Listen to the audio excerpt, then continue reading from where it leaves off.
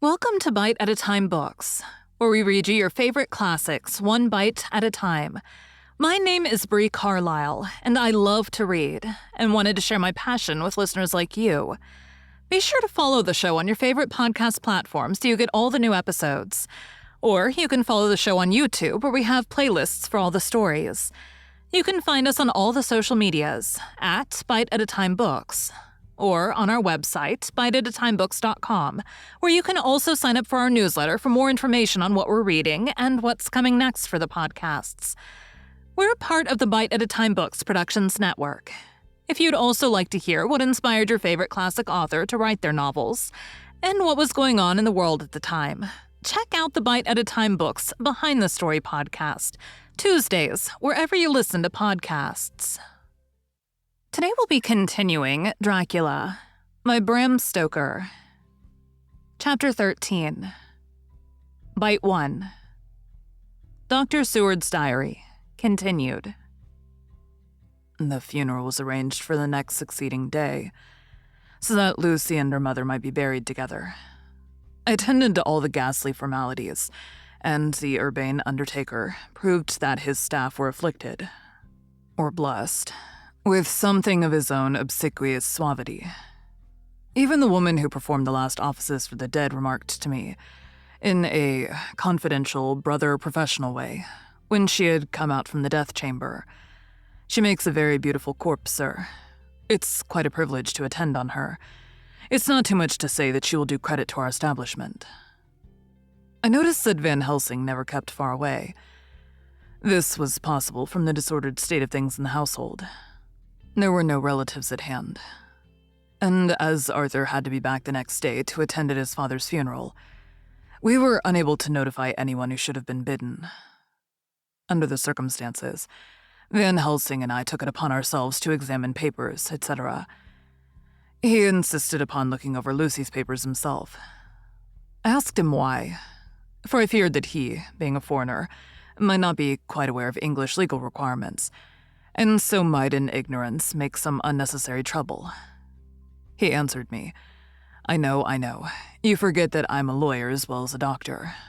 But this is not altogether for the law. You knew that when you avoided the coroner. I have more than him to avoid. There may be papers more, such as this." As he spoke, he took from his pocketbook the memorandum which had been in Lucy's breast, and which she had torn in her sleep. "When you find anything of the solicitor who's for the late Mrs. Westenra, seal all her papers and write him tonight. For me, I watch here in the room and in Miss Lucy's old room all night, and I myself search for what may be. It is not well that her very thoughts go into the hands of strangers." I went on with my part of the work, and in another half hour had found the name and address of Mrs. Westenra's solicitor, and had written to him. All the poor lady's papers were in order. Explicit directions regarding the place of burial were given. I had hardly sealed the letter, when, to my surprise, Van Helsing walked into the room, saying, "Can I help you, friend John? I am free, and if I may, my service is to you." "Have you got what you looked for?" I asked. To which he replied, "I did not look for any specific thing. I only hoped to find, and find I have, all that there was. Only some letters and a few memoranda, and a diary new begun. But I have them here, and we shall for the present say nothing of them. I shall see that poor lad tomorrow evening, and with his sanction, I shall use some." When we had finished the work in hand, he said to me, "And now, friend John, I think we may to bed. We want to sleep, both you and I, and rest to recuperate. Tomorrow we shall have much to do, but for the tonight, there is no need of us, alas." Before turning in, we went to look at poor Lucy. The undertaker had certainly done his work well, for the room was turned into a small chapelle ardente. There was a wilderness of beautiful white flowers, and death was made as little repulsive as might be. The end of the winding sheet was laid over the face. When the professor bent over and turned it gently back, we both started at the beauty before us. The tall wax candles showing a sufficient light to note it well. All Lucy's loveliness had come back to her in death. In the hours that had passed, instead of leaving traces of decay's effacing fingers, had but restored the beauty of life, till positively I could not believe my eyes that I was looking at a corpse. The professor looked sternly grave. He had not loved her as I had, and there was no need for tears in his eyes. He said to me, "Remain till I return," and left the room. He came back with a handful of wild garlic from the box waiting in the hall, but which had not been opened, and placed the flowers amongst the others on and around the bed. Then he took from his neck, inside his collar, a little gold crucifix, and placed it over the mouth. He restored the sheet to its place, and we came away. I was undressing in my own room, when, with a promontory tap at the door, he entered and at once began to speak. "Tomorrow I want you to bring me, before night, a set of post-mortem knives." "Must we make an autopsy?" I asked. "Yes and no. I want to operate, but not as you think. Let me tell you now, but not a word to another. I want to cut off her head and take out her heart." Ah, you a surgeon, and so shocked. You whom I've seen with no tremble of hand or heart do operations of life and death that make the rest shudder. Oh, but I must not forget, my dear friend John, that you loved her. And I have not forgotten it, for it is I that shall operate, and you must only help. I would like to do it tonight, but for Arthur, I must not. He will be free after his father's funeral tomorrow, and he will want to see her, to see it. Then when she is coffined, ready for the next day, you and I shall come when all sleep. We shall unscrew the coffin lid, and shall do our operation, and then replace all so that none know, save we alone. But why do it at all? The girl is dead. Why mutilate her body without need? And if there is no necessity for post-mortem and nothing to gain by it, no good to her, to us, to science, to human knowledge, why do it? Without such it is monstrous. For answer he put his hand on my shoulder and said with infinite tenderness, "Friend John, I pity your poor bleeding heart, and I love you the more because it does so bleed. If I could, I would take on myself the burden that you do bear. But there are things that you know not, but that you shall know, and bless me for knowing, though they are not pleasant things. John, my child, you have been my friend now many years, and yet did you ever know me to do any without good cause? I may err, I am but man, but I believe in all I do. Was it not for these causes that you sent for me when the great trouble came? Yes. Were you not amazed, nay, horrified, when I would not let Arthur kiss his love, though she was dying, and snatched him away by all my strength? Yes. And yet you saw how she thanked me, with her so beautiful dying eyes, her voice, too, so weak. And she kissed my ruffled hand and blessed me. Yes.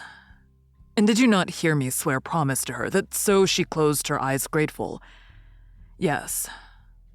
Well, I have good reason now for all I want to do. You have for many years, trust me. You have believed me weeks past, when there be things so strange that you might have well doubt. Believe me yet a little, friend John. If you trust me not, then I must tell what I think, and that is not perhaps well. And if I work, as work I shall, no matter trust or no trust, without my friend trust in me. I work with heavy heart and feel, oh, so lonely when I want all help and courage that may be. He paused a moment and went on solemnly.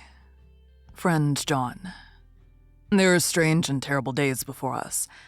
Let us not be two, but one, so that we work to a good end. Will you not have faith in me? I took his hand and promised him. I held my door open as he went away, and watched him go into his room and close the door. As I stood without moving, I saw one of the maids pass silently along the passage. She had her back towards me, so did not see me, and go into the room where Lucy lay. The sight touched me. Devotion is so rare, and we are so grateful to those who show it unasked to those we love.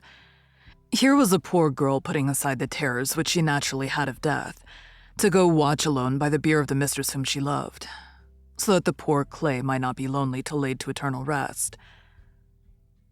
I must have slept long and soundly, for it was broad daylight when Van Helsing waked me by coming into my room.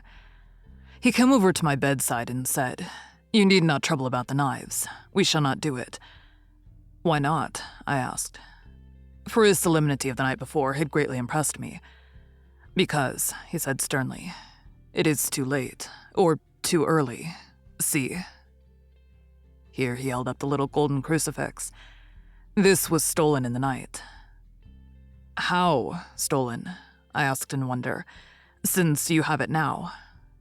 "Because I get it back from the worthless wretch who stole it, from the woman who robbed the dead and the living.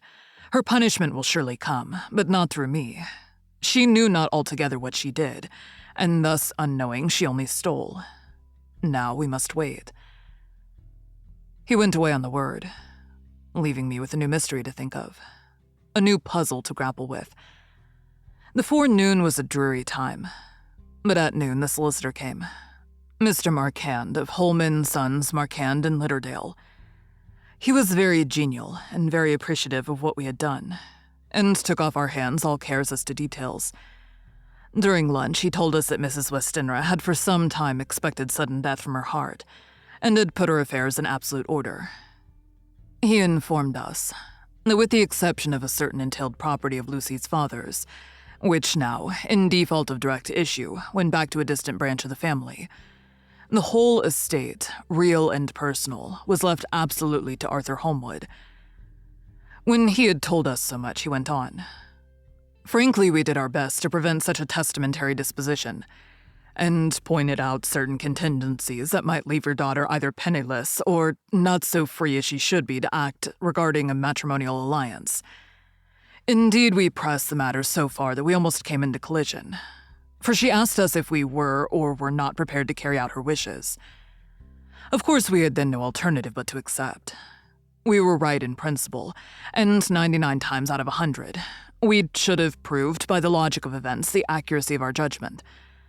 Frankly, however, I must admit that in this case, any other form of disposition would have rendered impossible the carrying out of her wishes, for by her predeceasing her daughter, the latter would have come into possession of the property, and even had she only survived her mother by 5 minutes, her property would, in case there were no will, and a will was a practical impossibility in such a case, have been treated at her decease as under intestacy, in which case Lord Godalming, though so dear a friend, would have had no claim in the world, and the inheritors, being remote, would not be likely to abandon their just rights for sentimental reasons regarding an entire stranger.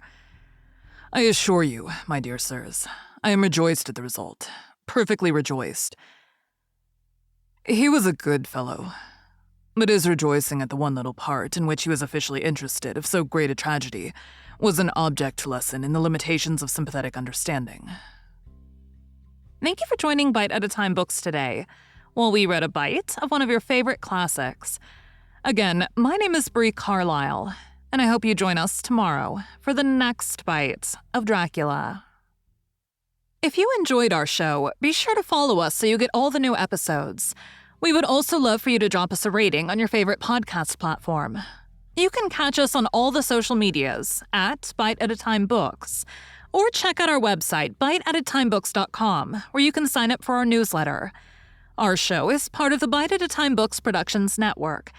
If you would also like to hear about the authors who write the books we read on the show, check out the Bite at a Time Books Behind the Story podcast, wherever you listen to podcasts, or on biteatatimebooksbehindthestory.com.